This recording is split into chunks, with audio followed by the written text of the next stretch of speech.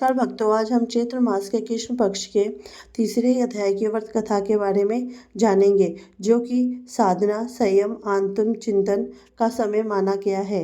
इस पक्ष का तृतीय अध्याय अत्यंत पुण्यदायी और कष्टों का नाश करने वाला कहा गया है। यह कथा मनुष्य को यह सिखाती है कि विपत्ति के समय भी यदि श्रद्धा अटल रहे और भगवान का स्मरण निरंतर चलता रहे तो जीवन की सबसे बड़ी बाधाएं दूर हो सकती हैं। जो श्रद्धापूर्वक इस व्रत की कथा का श्रवण करता है, उसके घर में सुख, शांति और समृद्धि का निवास होता है। प्राचीन काल में सरयू नदी के तट पर एक सुंदर नगर बसा था। वहाँ एक व्यापारी रहता था जिसका नाम धर्मदत्त था। वह अत्यंत ईमानदार और दानी था, परंतु उसका भाग्य उसका साथ नहीं देता था। अनेक बार व्यापार में हानि हुई, कहीं जहाज डूब गए, कहीं माल लुट गया, कहीं अकाल पड़ा। धीरे धीरे उसकी सारी संपत्ति समाप्त हो गई। घर में अन्न का संकट हो गया। पत्नी और बच्चों के चेहरे पर चिंता की रेखाएं स्पष्ट दिखने लगी। धर्मदत्त की पत्नी सुमित्रा अत्यंत धर्मपरायण थी। उसने अपने पति को दास बांधते हुए कहा, स्वामी, यह सब पूर्व कर्मों का फल है। यदि हम धैर्य रखें और ईश्वर की शरण लें तो अवश्य ही संकट दूर होगा। मैंने सुना है कि चैत्र मास के कृष्ण पक्ष में व्रत और कथा सुनने से दरिद्रता दूर हो जाती है और भाग्य का उदय होता है। धर्मदत्त ने पहले तो निराश होकर कहा, हमारे पास तो अन्न तक नहीं, व्रत और पूजन कैसे करेंगे। परंतु सुमित्रा ने समझाया, व्रत का अर्थ केवल बाहरी आडंबर नहीं है, बल्कि मन की शुद्धि और विश्वास है। यदि हम सच्चे मन से भगवान का नाम लें तो वही प्राप्त है। दोनों ने निश्चय किया कि वे चैत्र मास के कृष्ण पक्ष के तृतीय से व्रत का प्रारंभ करेंगे। प्रातःकाल उठकर उन्होंने स्नान किया, तुलसी के पास दीपक जलाए। घर में घी नहीं था तो उन्होंने सरसों के तेल का दीपक जलाया। फूल नहीं थे तो उन्होंने अपने आंगन की हरी पत्तियां अर्पित की। वे दोनों मिलकर भगवान विष्णु और माता लक्ष्मी जी का स्मरण करने लगे। उसी नगर में एक धनी साहूकार भी रहता था। उसका नाम था रतनसेन। वह अत्यंत कंजूस और अभिमानी था। वह निर्धनों की हंसी उड़ाता और दान पुण्य को व्यर्थ समझता। उसने धर्मदत्त का भी उपहास किया और कहा, जब धन था तब दान देते थे, अब खुद निर्धन हो गए तो भगवान की शरण में आ गए। धर्मदत्त ने शांत स्वर में उत्तर दिया, धन तो सर्वभंगुर है, परंतु भगवान का नाम स्वास्थ्य है। यह सुनकर रतनसेन हंसता और चला जाता। दिन बीतते गए। धर्मदत्त सुमित्रा नियम पूर्वक व्रत रखते तथा कथा सुनते और भगवान का भजन करते। कई बार भूख के कारण शरीर कमजोर हो जाता, परंतु मन में विश्वास बना रहता।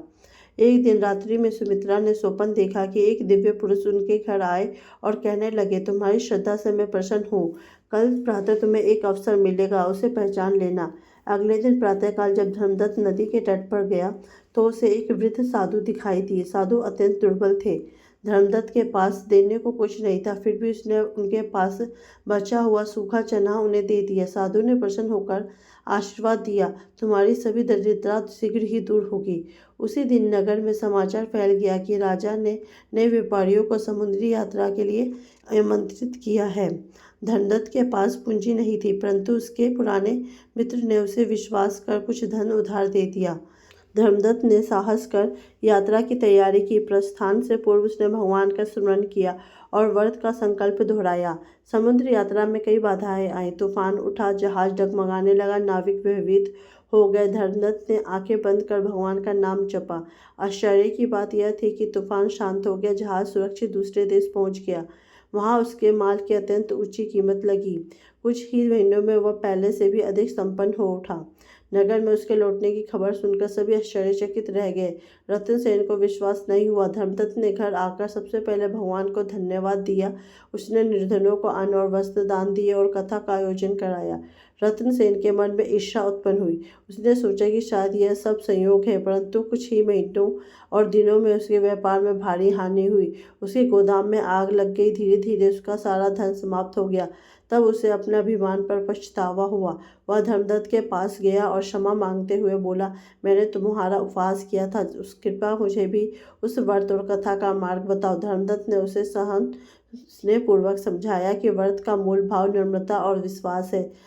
रतनसेन ने भी चैत्र मास के कृष्ण पक्ष में व्रत रखना प्रारंभ किया। उसने दान दिया, गरीबों की सहायता की और कथा सुनी। धीरे धीरे उसका जीवन भी सुधरने लगा।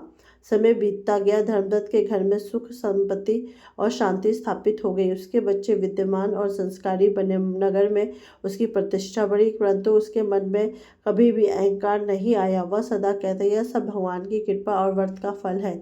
इस कथा से यह शिक्षा मिलती है कि जीवन में चाहे कितनी भी कठिनाइयां आए, यदि मनुष्य धैर्य और श्रद्धा बनाए रखते हैं तो भगवान अवश्य सहायता करते हैं।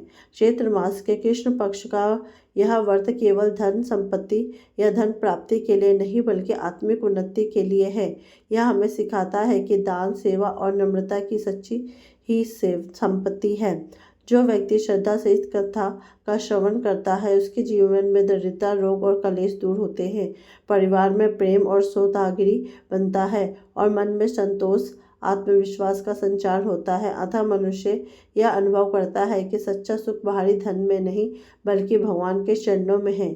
इस प्रकार चैत्र मास के कृष्ण पक्ष के द्वितीय अध्याय की यह पावन कथा हमें विश्वास, भक्ति और करुणा का महत्व समझाती है। जो इसे श्रद्धा से पढ़ता और दूसरों को सुनाता है, उसके जीवन में प्रकाश और आनंद का संचार होता है। उसके सभी कष्ट धीरे धीरे समाप्त हो जाते हैं। यह थी हमारी आज की कथा। इसी तरह की धार्मिक और पावन कथा सुनने के लिए मेरे चैनल को लाइक, कमेंट एंड सब्सक्राइब कीजिए। ओम नमो भगवते वासुदेवाय, नमो नमः।